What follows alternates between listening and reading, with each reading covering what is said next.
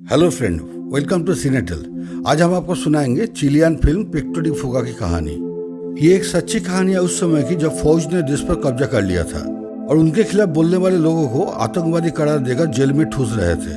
फौज के general Andrade एक बहुत ही क्रूर आदमी है जो इन कैदियों को ऐसा सबक सिखाना चाहते हैं कि वो इसके खिलाफ बोलने का जुर्रत न कर सके। इंस्पेक्टर ब्राउजर सभी नए कैदियों को जेल के रूल्स के बारे में बताते हैं और क्योंकि वो सभी एंटी टेररिस्ट लॉ के तरह गिरफ्तार हुए हैं तो 24 घंटे उनकी गतिविधियों पर नजर रखी जाएगी।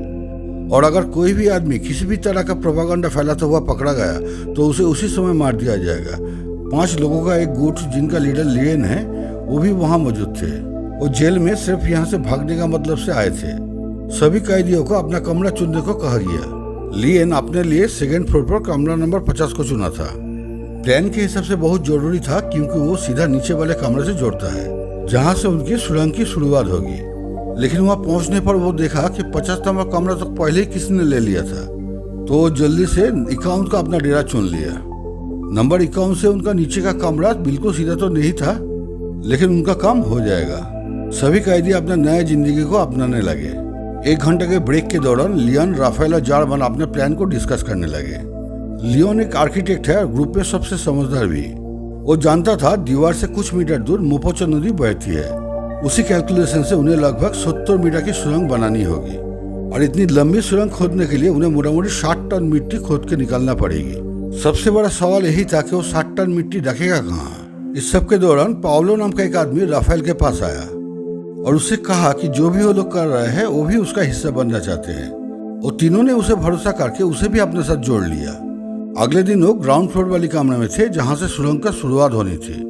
उन्हें दीवार में एक बड़ा छेद बनाना होगा और निकले हुए मलबे से इस सुरंग को ढकने के लिए एक ब्लॉक भी तैयार करना पड़ेगा। और अभी लियोन को मिट्टी को छुपाने के लिए जगह ढूंढनी पड़ेगी। गिटार बजाने वाला एक आदमी एक दिन वो लोग को एक तो पेचकस दिया जिसके लिए वो लोग उसे भी अपने प्लान में शामिल कर लिए। अगले कुछ दिनों तक वो लोग 51 नंबर कमरे के छत में पेचकस से इस्तेमाल करके एक छेद करने की कोशिश में लगा रहा। उन्होंने आवाज को कम रखने का कोशिश की। उनका नया साथी बाहर में गिटार बजाते हुए गाने भी गा रहा था ताकि अंदर की आवाज दब जाए। आखिर में 2 बड़े सीमेंट के टुकड़े धम से नीचे गिरे। हर तरफ मलबा फैल गए। लियोन ने जल्दी से सबको अंडे और लाइम लाने के लिए कहा जिसकी मदद से वो एक घोल तैयार करेंगे जो सीमेंट की ब्लॉक की तरह दिखेगा। सभी अपने अपने काम पर लग गए। लेकिन तभी एक गिटार बजाने वाला आदमी एक दूसरा गाना गुनगुनाने लगा जिसका सीधा मतलब ये था कि गार्ड सभी कमरे का तलाशी ले रहे हैं। लियोन ने उस छेद से ऊपर जब देखा तो बहुत खुश हो गया क्योंकि वहाँ इतना जगह था 60 टन मिट्टी तो क्या 100 टन मिट्टी भी आ जाएगा। उन्होंने एक ब्लॉक बनाया और उसे एक पोस्टर से ढक दिया। जब गार्ड्स ने कमरे को चेक किया तो उन्हें कुछ नहीं मिला। उन्हें जेल आए हुए 34 दिन बीत चुके थे और सभी आदमी अपने परिवार वालों से मिलेंगे। राफेल ने अपने पत्नी के साथ कुछ समय बिताया, लेकिन जल्दी उनकी इस बात पर लड़ाई हो गई कि वो बच्चों को लेकर क्यों नहीं आए। बाद में वो सब मिलकर एक अच्छे सा ब्लॉक बनाया जिसे गार्ड देख भी लिए तो कोई शक ना हो। उसके बाद वो छेनी और हथौड़ी से दीवार में एक छेद करने लगे। यहीं से उनकी सुरंग की शुरुआत होगी। हर तरफ टूटी हुई दीवार का मलबा फैला हुआ था। उनके एक साथी ने कहा कि चेकिंग करने वाले जल्दी से कमरा तक पहुंच जाएगी। उन्होंने जल्दी से सफाई की और काम करने का नाटक करने लगे। उनकी किस्मत अच्छी थी क्योंकि गार्ड ज्यादा कुछ चेक नहीं किया। उन्होंने तेज आवाज पर रेडियो चलाया, दोबारा काम पर लग गए।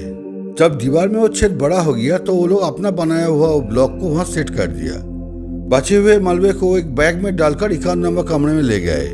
वहाँ वो लोग छत में जो छेद किया था वहां से उठाकर वो लोग लॉफ्ट एरिया में रख दिया। अगले कुछ दिनों तक ऐसा ही चलता रहा। गिटारिस्ट हमेशा बाहर खड़ा लोगों पर नजर रखता और बाकी चारों बारी बारी से एक सुरंग का खुदाई करता रहा। खोद कर निकली हुई मिट्टी को रोज रोज अलग अलग बैग में भरकर ऊपर वाले कमरे में ले जाते और वहां से लॉफ्ट वाले एरिया में फेंक देते। काम होने पर वो दोनों सीमेंट का ब्लॉक से उस जगह को ऐसे भर देते कि मानो कुछ हुआ ही नहीं। उन्होंने बाकी सबके साथ मिलजुल भी बनाए रखा ताकि उन पर किसी का शक ना हो। लेकिन ऑस्कर नाम का कैदी को ये चीज बड़ा आश्चर्य लगा क्योंकि ये लोग रोज एक ही रूटीन फॉलो करते हैं। 77 दिन बाद लियोन अपनी खोदी हुई सुरंग का लंबाई मापा और वो हताश हो गया।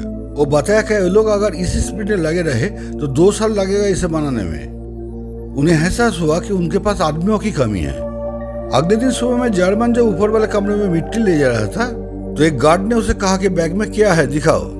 उसने झिझकते हुए बैग को खोला, लेकिन मिट्टी बैग का नीचे वाले कंपार्टमेंट में थी और ऊपर में उसका कुछ अपना सामान था। गार्ड ने उसके साथ ऑफिस में आने के लिए कहा, लेकिन जार्मन ने बड़े चालाकी से वो बैग को लियोन के पास छोड़ गया। ऑफिस पहुंचने पर गार्ड ने उसे कुछ एडल्ट मैगजीन खरीदने का ऑफर दी। ये सुनकर वो थोड़ा सा निश्चिंत हुआ।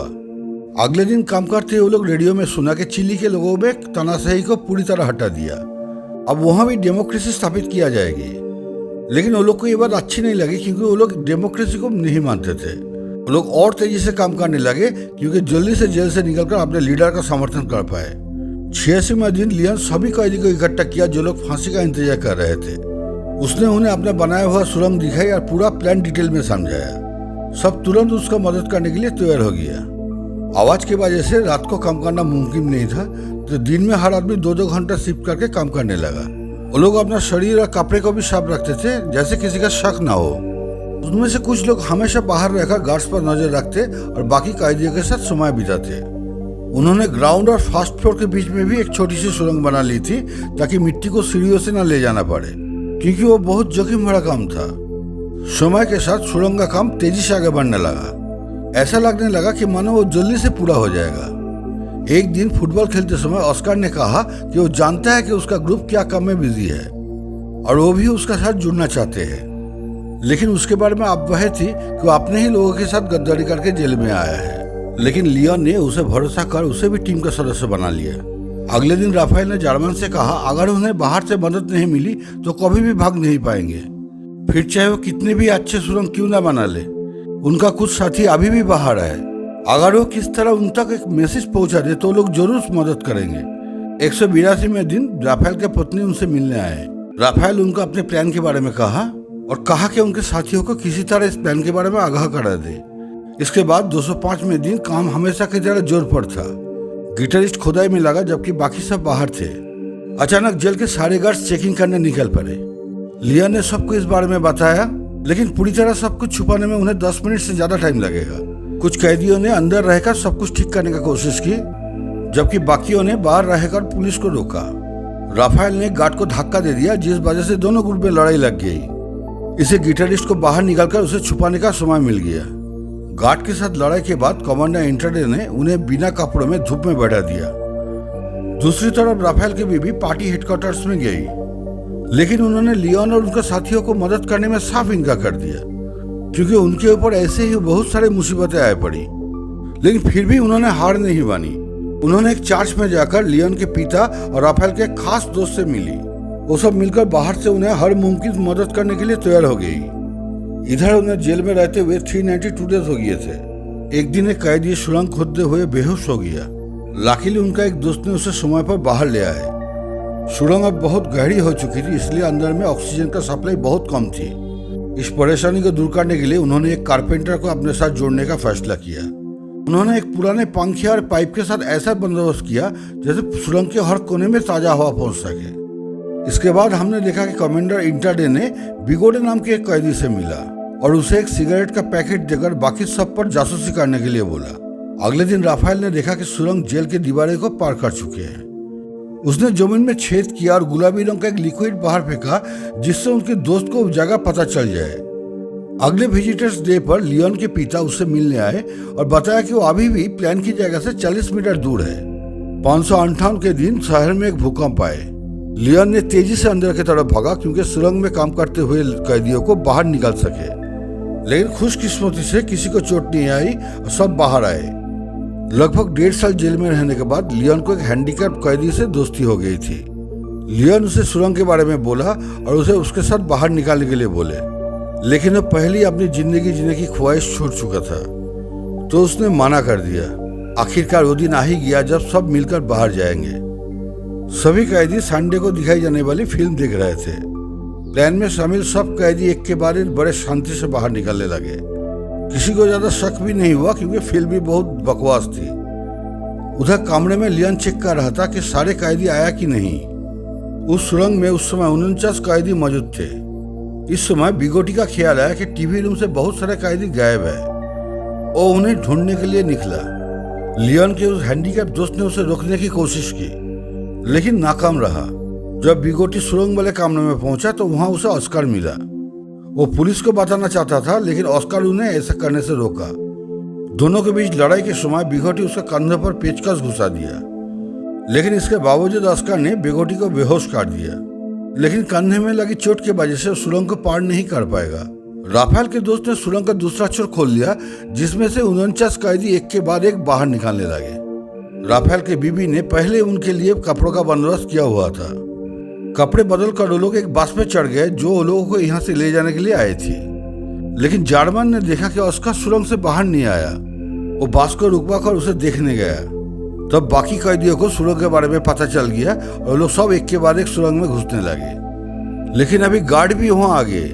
जेल में जोर से साइरन बजने लगे, इसलिए बस में बैठे कैदी वहां से निकलने का फैसला किया। जार्मन भागकर चलते हुए बस में चढ़ गए।